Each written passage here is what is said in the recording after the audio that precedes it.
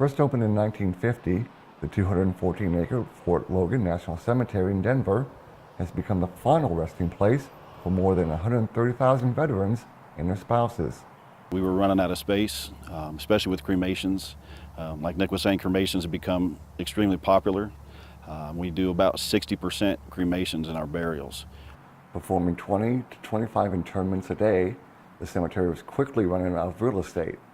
So, the Veterans Administration turned to the U.S. Army Corps of Engineers Omaha District to add more burial sites. We're expanding their capacity by another couple of years worth of interments.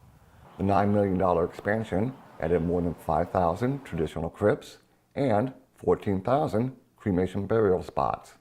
Well, it lengthens our life cycle as a cemetery. More than 200 of the new cremation plots have been set aside for a pilot program to test urn crypts. Standard cremains burial is just a urn that's placed into the ground and then you're backfilled there.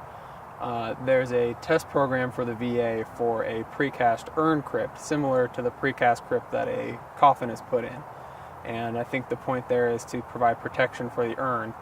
And one of the tests that they wanted to run on these things is how do they perform in cold weather, and Denver is an opportunity for them to test that. Cemetery officials estimate the expansion will allow them to continue to serve the veteran population in the Denver area through the mid-2020s.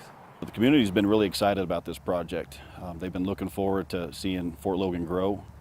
We had this extra space up here that had been planned for a long time, but to actually see it come to fruition has been important to the community. And then the results out here is beautiful. The job that was done is amazing. And we owe a lot to the Corps of Engineers for their help. Without them, this project wouldn't have ran as smoothly as it did. The cemetery is looking to acquire additional land in hope of being able to expand even further. Glasch, U.S. Army Corps of Engineers, Omaha.